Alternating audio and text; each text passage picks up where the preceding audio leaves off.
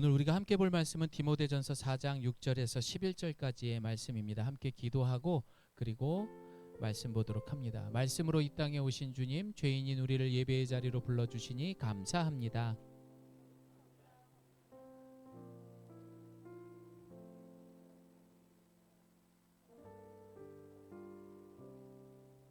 예수님의 이름으로 기도드립니다. 아멘.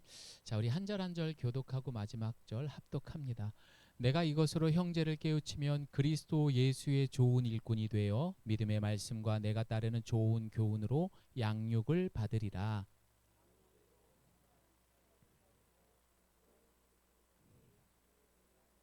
육체의 연단은 약간의 유익이 있으나 경건은 범사에 유익하니 금생과 내생의 약속이 있느니라. 이를 위하여 우리가 수고하고 힘쓰는 것은 우리 소망을 살아계신 하나님께 두미니 곧 모든 사람 특히 믿는 자들의 구주시라. 너는 이것들을 명하고 가르치라. 아멘. 자, 우리 다시 한번 인사하겠습니다. 건강하세요. 예. 진짜 건강해야 될 것 같아요. 건강해야 될 것 같아요. 우리 혜림 집사님 어떻습니까? 네, 그렇죠.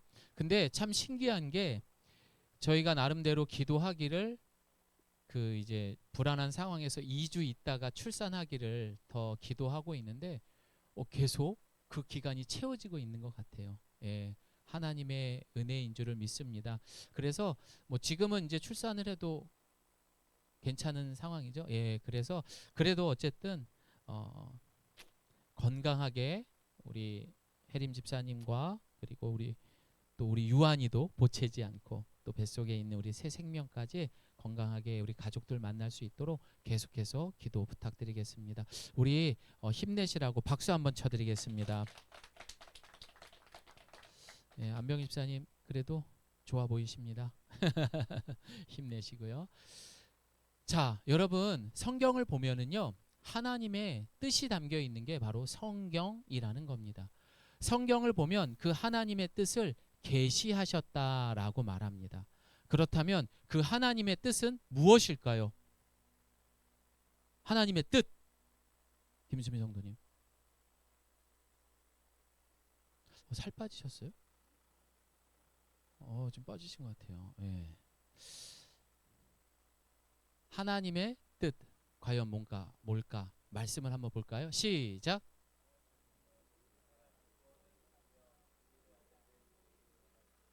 하나님은 어떻게 해요? 모든 사람이 구원을 받기를 원하신대요. 하나님께서 이 세상을 창조하셨을 때 모든 것이 너무너무 아름답고 기뻐하셨다고 말씀하셨습니다. 그러나 이 땅에 죄가 들어왔고 세상은 타락하였고 하나님과 우리의 사이는 멀어지게 됐습니다. 그래서 하나님의 뜻은 뭐예요? 다시 이 갈라진 사이를 화목하게 다시 원래의 모습대로 되돌려 놓기를 원하시는 사랑의 하나님이십니다. 그래서 죄인된 우리 한 영혼이라도 하나님은 모든 사람이 구원을 받기를 원하시는 거예요. 다 같이 아멘 합니다. 예, 이게 하나님의 뜻인 겁니다. 그런데 이 뜻이 잘 담겨져 있는 내용이 바로 마태복음 18장에 기록이 되어 있습니다. 마태복음 18장을 보게 되면 큰 주제로 해서 하나님 나라의 큰 자가 누구냐라는 이야기로 시작이 됩니다. 그리고 그곳에서 그 큰 자가 어떤 사람인지 또 그 사람들을 어떻게 섬겨야 할지 또 그들을 향한 하나님의 마음, 한 영혼에 대한 사랑에 대한 이야기가 있고요. 그리고 성도된 우리가 어떻게 살아가야 할지에 대한 마음과 본질에 대해서 이야기하고 있습니다. 마태복음 18장은 이렇게 시작합니다. 제자들은 예수님을 향해 질문을 합니다. 예수님, 하늘나라에서는 누가 가장 큰 사람입니까? 이들은 이미 자신들의 머릿속에 생각을 했었어요. 하나님 나라의 큰 자라면은 뭔가 능력이 있어야 될 거야. 돈도 많아야 될 거야. 무슨 소리야? 그건 예수님 싫어하셔. 기도도 많이 하고 봉사도 많이 하고 뭔가가 좀 열심히 신앙생활하는 사람, 이런 사람일 거야. 이렇게 나름의 기준이 있었던 거죠. 그러나 예수님의 대답은 이러했습니다. 함께 읽습니다. 시작.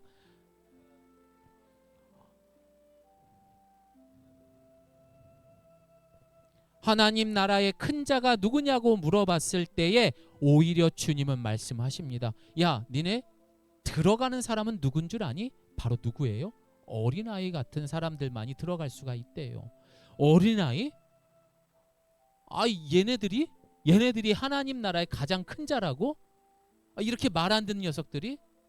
도요 서녀 이번 주에 말 잘 들었습니까? 예. 아랑이 말 잘 들었습니까? 예, 그냥 저랑 눈을 안 마주치고 있어요. 예, 우리 예빈이 말 안 들었어요. 왜? 말 안 들어요. 말 안 들어. 요즘엔 막 머리로 받아요, 아빠도 막. 예, 말 안 들어요. 그런데 얘네들이 가장 큰 자래요. 왜 그럴까요? 여러분, 이 애들의 공통 분모가 있습니다. 그게 뭔 줄 아세요? 얘네들이요, 말 안 들어도요, 엄마 없이 못 사는 애들이에요. 엄마 아빠 없이는 절대 못 사는 아들이에요. 아, 나는 그래도 얘네들이 말 안 들어도요, 천방지축이라고 해더라도요, 너희 놈 하면은요, 알겠어요 하면서 순종하는 애들이라고요. 예수님의 이야기가 뭔 줄 아시겠죠? 하나님 나라에는요, 하나님 없이 절대 살 수 없어요 라고 말할 수 있는 사람만이 들어가는 거예요. 저는 하나님이 말씀하시는 것 잘 듣지는 못해도 그래도 순종하며 살 거예요 라고 하는 사람들이 하나님 나라에 들어가는 사람이요, 그곳의 가장 큰 자들. 그래서 예수님은 이렇게 대답을 하셨던 겁니다. 그리고 예수님께서는 그 어린아이들을 그러면 어떻게 섬겨야 한다라고 말씀하십니까? 시작. 나를 믿는 이 작은 사람 가운데서 하나라도 걸려 넘어지게 하는 사람은 누구라도 차라리 그 목에 큰 맷돌을 달고 깊은 바다에 빠지는 편이 낫다. 여기서 이 큰 맷돌이라는 것을 연자 맷돌이라고 그래요. 그게 뭔지 아세요? 이거예요, 이거. 야, 이걸 목에다 걸고 물에 빠져 죽으래요. 이 작은 자 하나를 잘 섬기지 못하면은 이렇게 해서 죽어라 라고, 차라리 빠져 죽는 게 낫다라고까지 말씀을 하실 만큼 하나님께서는 그 영혼에 대한, 하나님 나라에 들어갈 사람에 대한 그 마음이 대단했다라는 것을 알 수 있습니다. 이 본문이 끝난 다음에 그 다음에 어떤 본문이 나오는 줄 아세요? 우리 함께 읽어봅니다. 시작. 그가 그 양을 찾으면 길을 잃지 않는 99마리 양보다 오히려 그 한 마리 양을 두고, 처음에 우리가 말씀을 보았던 것처럼 하나님께서는 모든 사람이 구원을 받기를 원하세요. 목자가 여러 마리의 양이 있었지만 그 한 마리의 양이 없어지면 끝까지 찾는 거죠. 그게 예수님의 마음이었던 것이고 예수님께서 영혼에 대한 간절함이었던 것을 알 수가 있는 것입니다. 오늘 이 이야기를 통해서 우리에게 질문을 합니다. 예수님은 자신을 목자라고 말하였고 우리 또한 그 마음을 가지고 하나님 나라의 그 잃어버린 영혼을 찾기를 원하시는 일꾼으로, 목자로 우리를 부르신 줄을 믿으시기를 바랍니다. 이것을 무엇이라고 말합니까? 다 같이 따라합니다. 사명이라고 하는 거예요.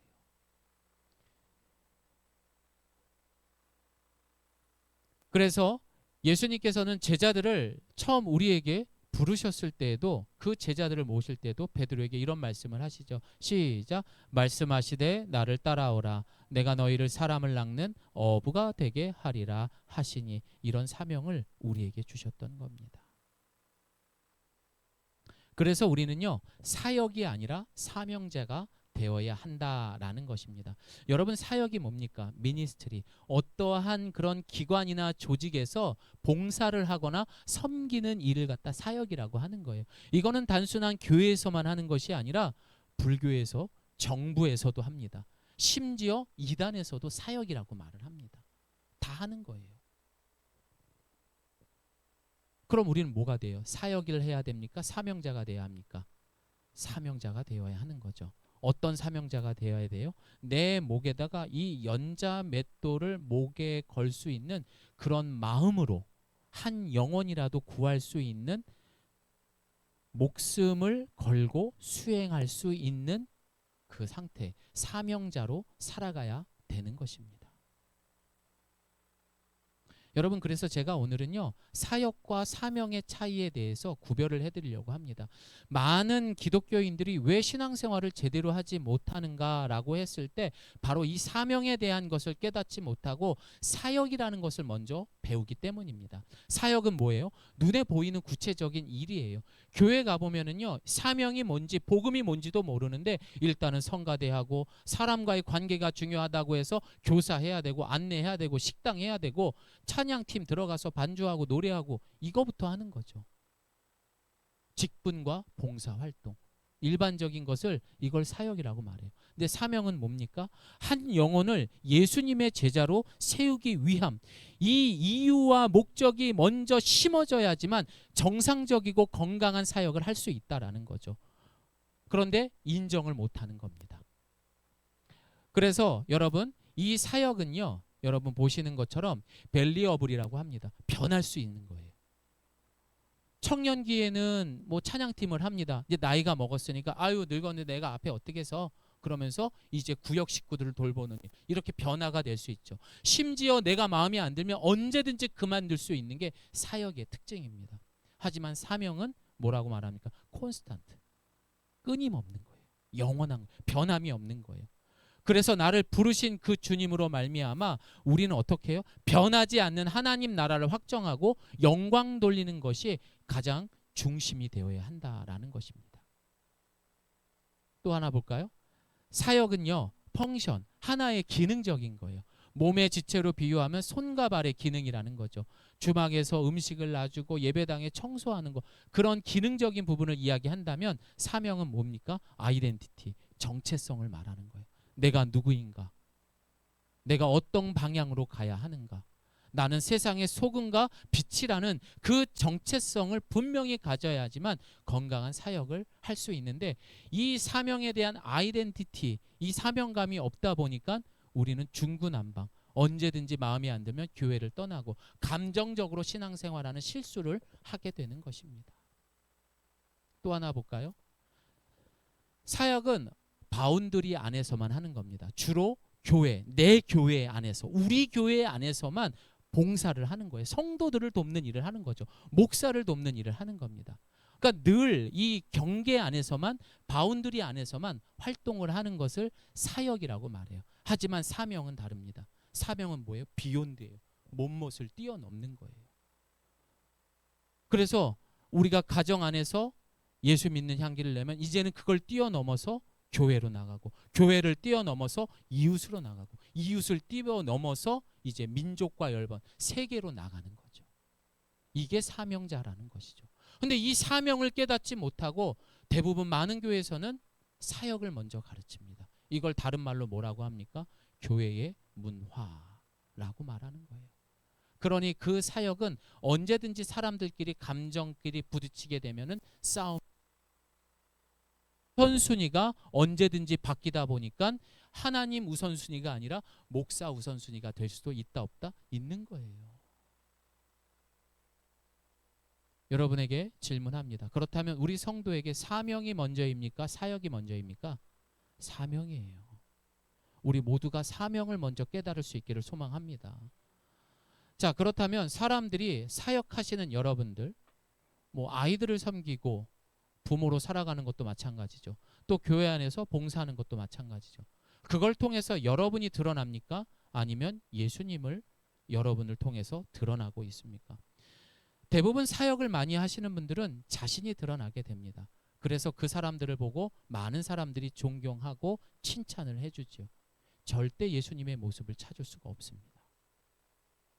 하지만 사명을 깨달은 사람들은요, 남들이 가지 않은 좁은 길을 갑니다. 말도 안 되는 곳에 가서 선교를 하고 전도를 하고 그리고 헌신하고 희생을 합니다. 이것이 바로 사명자의 모습과 사역자의 모습의 다름이라는 것입니다. 이것에 제일 되는 그 이유가 되는 것이 바로 소요리 문답의 가장 첫 번째입니다. 여러분, 이거는 아마 저랑 같이 예배를 드리면서 많이 들을 거예요. 소요리 문답 첫 번째, 사람의 제일 되는 목적, 우리 함께 읽습니다. 시작. 사람의 제일 되는 목적은 하나님을 영화롭게 하는 것과 영원토록 그를 즐거워하는 것. 이게 제일 되는 목적이니까 당연히 우리는 일 중심이 아니라 이 사명을 통하여서 잃어버린 영혼을 찾는 것을 내 마음에 품고 살아가는 것이 맞는 거예요.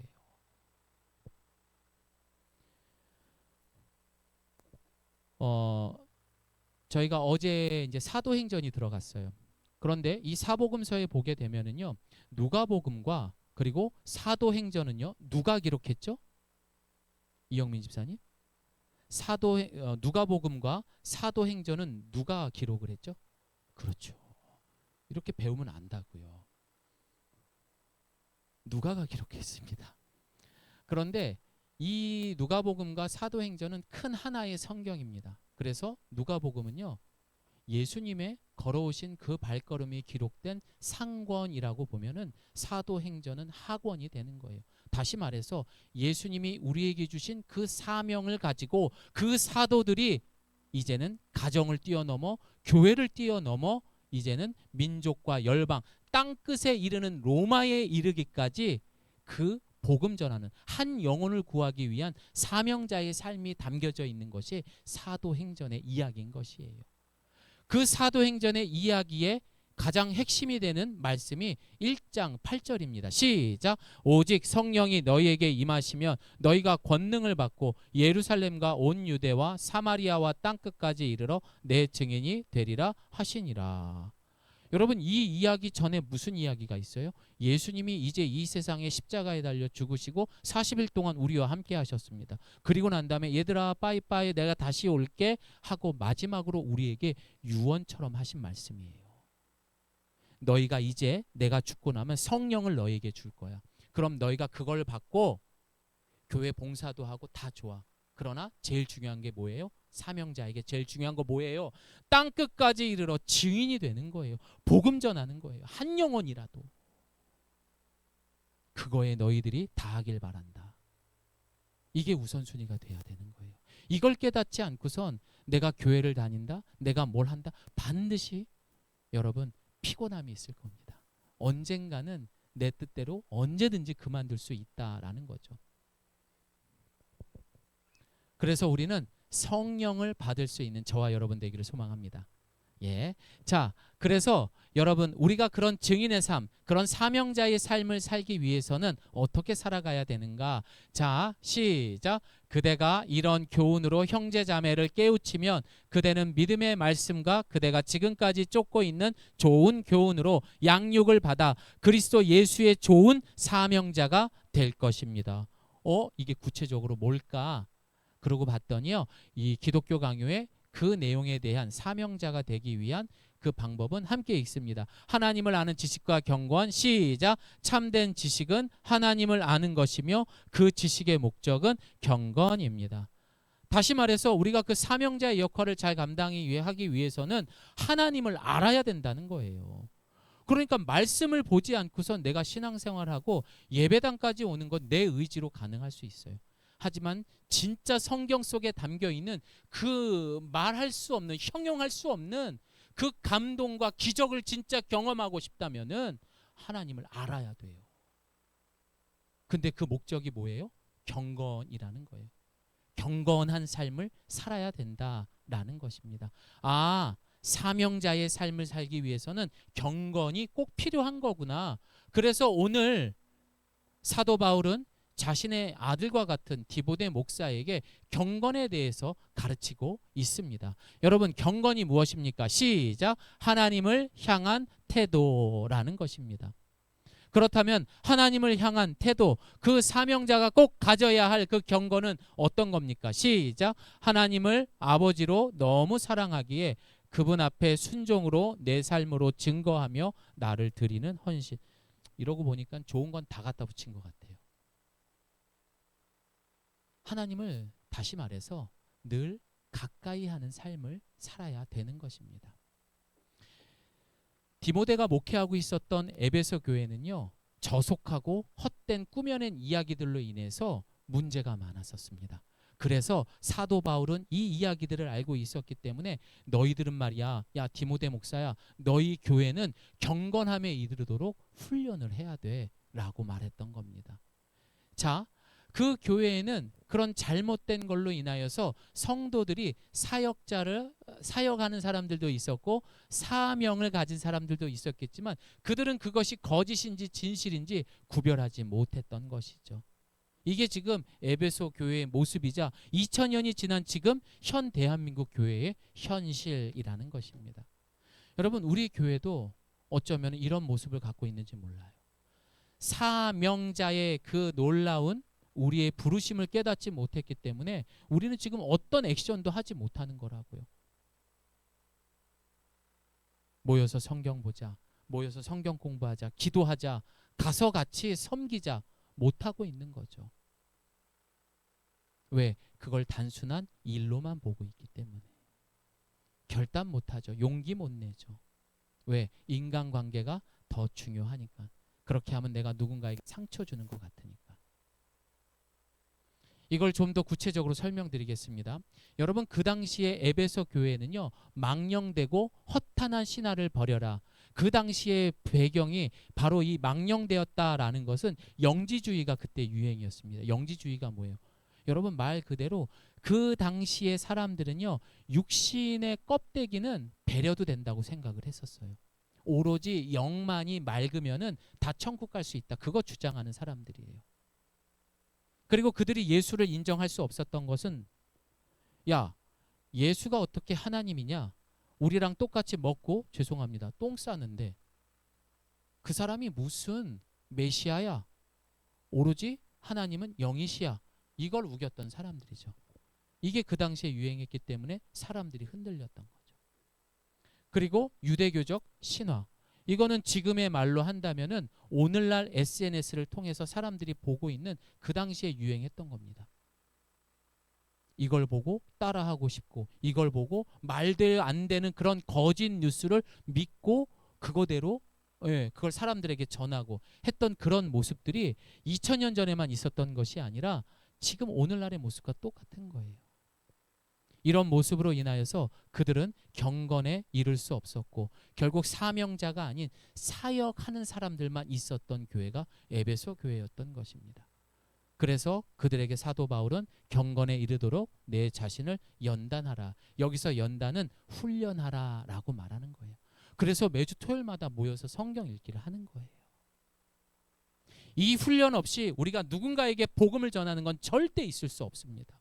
내가 갖고 있는 물이 없잖아요. 생명수가 없는데 뭘 퍼서 주려고 하세요? 썩은 물 퍼서 주려고 하세요? 결국 둘 다 망합니다. 하늘로부터 내려온 맑은 물이 내 안에 넘치고 흘러 넘쳐서 그걸 퍼줘야죠. 그래야 그 사람도 마시면서 행복하고 너도 살고 나도 사는 거죠. 에베소 교회는 그래서 예배보다 자기 자랑이 더 많았습니다. 왜냐? 너무나 많은 정보와 지식이 있었거든요. 교회가 조금씩 커지면은요, 분쟁이 일어나더라고요. 이 사람은 이렇게 이해하고 이 사람은 이렇게 하고, 아이 뭐 이러니까 저러지 않습니까? 무슨 소리 하는 거예요? 이거는 내가 경험한 거기 때문에 이 말이 맞아요. 에베소 교회가 그런 모습이고 오늘날 교회도 그래요. 우리 교회도 이제 재정 담당하는 그 팀을 하나 만들 겁니다. 오늘 이따 광고 시간에 설명을 드릴 건데, 분명히 그 안에서 하면서도 뭔가가 맞지 않고 내 생각과 다름들이 있어서 또 엇나갈 수 있죠. 그러면 그걸 해결할 수 있는 방법은 뭡니까? 여기다 연자 맷돌을 메고 내가 한 영혼이라도 구하겠다라는 마음이 있으면 절대 안 싸웁니다. 근데 그거 없이 일만을 위해서 내가 마치 그걸 위해서 그 재정 담당하는 일만을 생각하고 한다면 반드시 불화가 일어납니다. 사명을 먼저 가지셔야 돼요. 사명감을. 두 번째로 그들은 사랑이 식어버렸습니다. 교회의 형태는 갖췄고 겉보기에는 괜찮아 보였지만 차가운 교회였습니다. 그리고 자신들이 왜 모였는지 사명을 상실했기 때문에 내가 예수 그리스도를 믿는다고 하면서 언제든지 에베소 교회 성도들은 다른 곳으로 떠나버렸다라는 것입니다. 그만큼 중요한 거예요. 여러분, 본질이 아닌 것에 우리 인생을 낭비하지 않기를 소망합니다. 그건 왜 그래요? 내 목에 지금 연자 맷돌이 없는 거예요. 내 등이 따시고 내 배가 아직까지도 배 부르기 때문에 우리는 그 어렵잖아요. 사명감이란 말만 들어 목숨을 걸라고 이야기할 정도인데, 그러니까 거기까지 생각을 안 하는 거예요. 여전히 내 의지대로 사는 겁니다. 그래서 그리스도인들은 때로 거절할 수 있어야 됩니다. 그걸 죄라고 생각해요. 그걸 누구에게 상처 주는 거라고 생각합니다. 아니요. 아닌 건 아니라고 말하고 낭비하지 말고 본질에 그 시간을 더 집중해서 쓰라는 거예요. 그렇다면 우리는 인생을 아끼는 경건한 삶으로 어떻게 살아야 될까요? 먼저 깨달아야 됩니다. 내 생각이 아닌 하나님 생각으로 살아가야 돼요. 함께 읽습니다. 시작. 내 길은 너희의 길과 다름이니라. 여호와의 말씀이니라. 이는 하늘이 땅보다 높음 같이 내 길은 너희의 길보다 높으며 내 생각은 너희의 생각보다 높음이니라. 아멘. 이거는 뭐 두말할 것도 없습니다.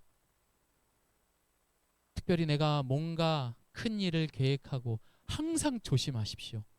여러분, 그때가 나를 이렇게 아드레날린이 올라오면서 흥분하게 만들잖아. 왠지 내가 이거 하면 잘 될 것 같고, 이렇게 해서 내가 물질과 시간을 투자해서 뭔가 할 것 같고. 여러분, 그때가 딱 망하기 좋을 때입니다. 진짜입니다, 여러분.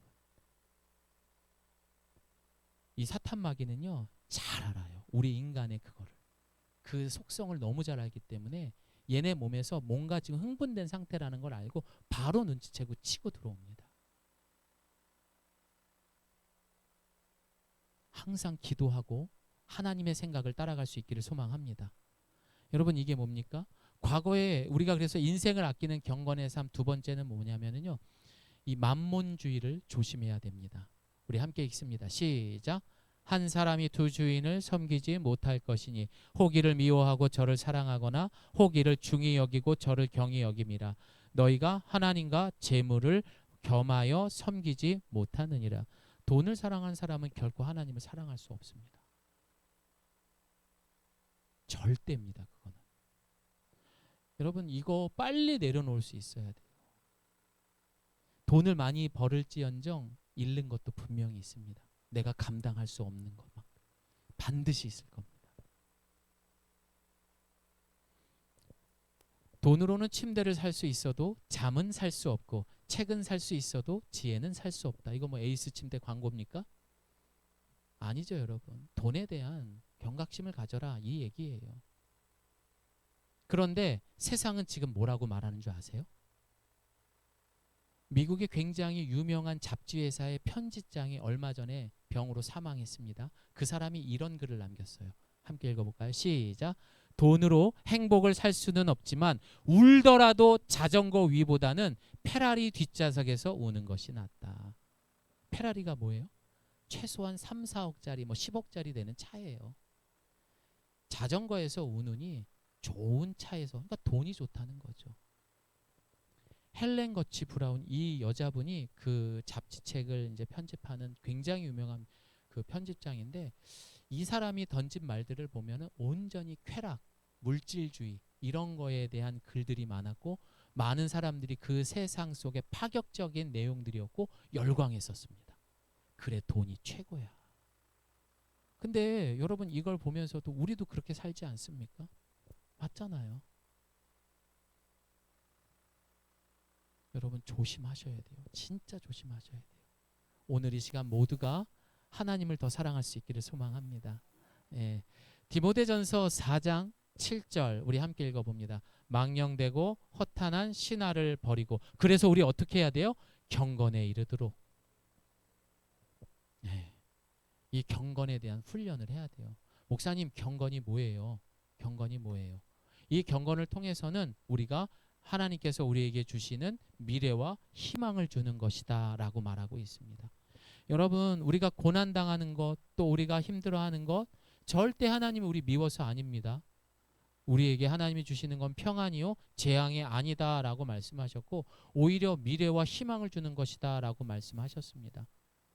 그 속에서도 우리가 경건으로 훈련하기를 원하시는 하나님의 마음을 깨달을 수 있기를 소망합니다. 경건이 뭔가 한번 생각을 해봤는데요.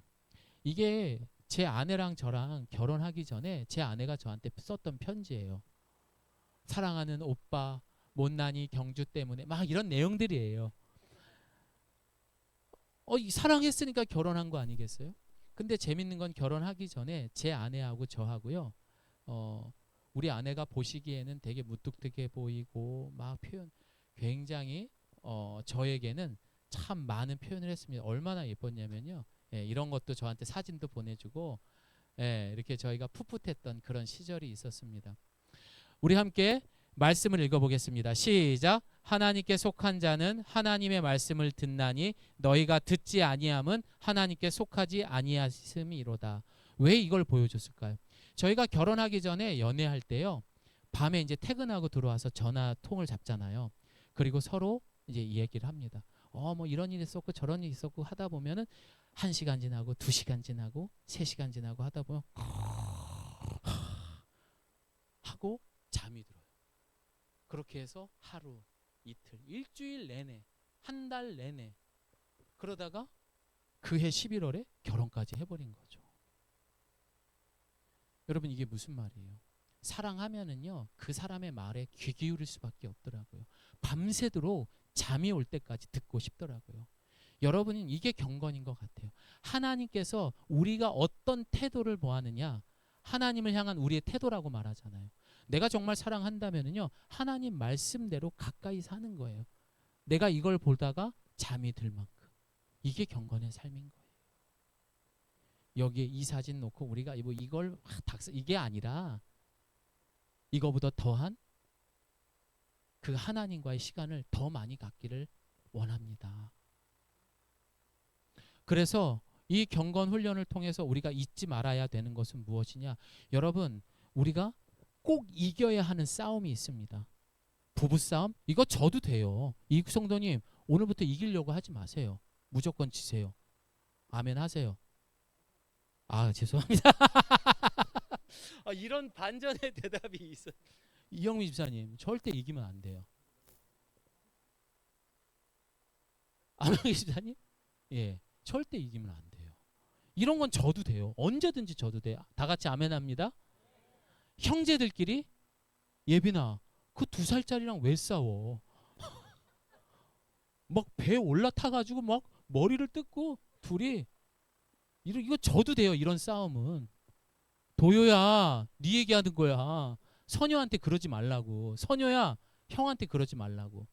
둘이 싸워도 져도 되는 거야. 직장에서 싸우지 마세요. 그냥 져주세요. 이건 져도 돼요. 이건 오히려 하나님께 영광이 될 수도 있어요. 하지만 우리가 진짜 싸워서 이겨야 하는 사람은 뭐예요? 혈과 육에 대한 싸움이 아니라 공중 권세를 잡은 자들과의 싸움에서 이겨야 돼요. 다 그걸 통해서 마귀 사탄 마귀들은 우리를 가만두지를 않는다라는 것입니다. 여러분, 이 영적 싸움에서는 반드시 이기기를 소망합니다. 이걸 이기기 위해서는 경건 훈련이 필요한 거예요. 말씀을 보다가 잠들 정도로. 그래서 디모데전서는 이렇게 말합니다. 시작. 오직 너 하나님의 사람아 이것들을 피하고 의와 경건과 믿음과 사랑과 인내와 온유를 따르며 믿음의 선한 싸움을 싸우라. 영생을 취하라. 이를 위하여 내가 부르심을 받았고 많은 증인 앞에 선한 증언을 하였도다. 하나님께서도 우리가 하나님을 사랑하고 자랑스러워하는 것처럼 우리 하나님도 우리를 자랑스러워하시고 우리를 믿어주십니다. 그래서 우리를 부르셨던 거예요. 그리고 내가 설령 지금 못하더라도 우리 주님은 미영아 내가 기다릴게. 병길아 내가 기다릴게. 잔디야 나 아직도 기다릴 수 있어. 그래 내가 조금 더 기다릴게. 기다리고 계신 거라고요. 그리고 그 믿음의 선한 싸움을 통하여서 많은 증인들 앞에서 마치 사도행전에서 베드로가 그 성령을 받고 이제 그 한 영혼을 구하기 위해 많은 광장 앞에서 선포했을 때 몇 명이 돌아옵니까? 3,000명이 주께로 돌아왔다라고 말합니다. 그 놀라운 은혜가 저와 여러분의 삶 가운데 넘치기를 소망합니다. 여러분, 그래서 사역이 아니라 그런 질서와 형식과 그런 무슨 이 시스템이 중요한 게 아니라 사명자를 먼저 깨달을 수 있기를 소망합니다. 우리 이 시간에 함께 눈을 한번 감아보도록 하겠습니다. 우리가 이곳에 우리가 부르심을 먼저 받은 그 목적은요, 한 영혼을 먼저 구하기 위함입니다. 이거는 단순히 내가 밖에 나가서 그런 것들도 있지만 가정 안에서도 마찬가지고 직장 안에서도 마찬가지고요. 그런데 문제는 뭐예요? 내가 먼저 그걸 깨닫지 못하면 그 사람들에게 나눠줄 수 없어요. 그래서 예수님은 우리에게 성령을 먼저 받으라 라고 얘기했던 거예요. 그럼 성령은 어떻게 받아요? 베드로가 이렇게 말했더라고요. 회개하라. 그러면 너희에게 성령을 주신대요. 아직 우리 안에 죄가 너무나 많습니다. 그래서 내 가족, 내 새끼만 중요하지 아직 누군가에게는 마음이 열려있지 않은 거예요. 우리의 그 욕심과 탐욕 이제는 내려놓기를 바랍니다. 회개하십시오. 그리고 주님께서 우리에게 주시는 그 사명을 가지고 진짜 멋있는 사역자들이 될 수 있는 우리 예가교회 성도들 되시기를 바랍니다. 우리 함께 이 시간 기도할 때 하나님, 제가 이제는 그 사명감을 가지고 가정에서나 그리고 내 아들, 딸로 보지 마시고요, 이 사람을 한 영혼으로 바라보세요. 마치 내 목에다 연자 맷돌을 메고 이 아이를 섬기겠다고, 그런 마음으로 우리 큰아들을 섬기고 둘째 아들, 셋째 아들을 섬기고 내 딸을 섬길 수 있기를 소망합니다. 그리고 교회 나와서도 내 목에다 연자 맷돌을 메고 한 성도 한 사람들을 섬기고요, 내 목에다 연자 맷돌을 메고 직장에 나가서 그들을 존중하고 이해해주고 실수해도 안아줄 수 있는 한 영혼이라고 사랑할 수 있는 예수님과 같은 목자된 저희들 되게 해달라고. 이게 바로 사명자라는 거예요. 그렇게 될 수 있게 해달라고 우리 함께 기도하겠습니다.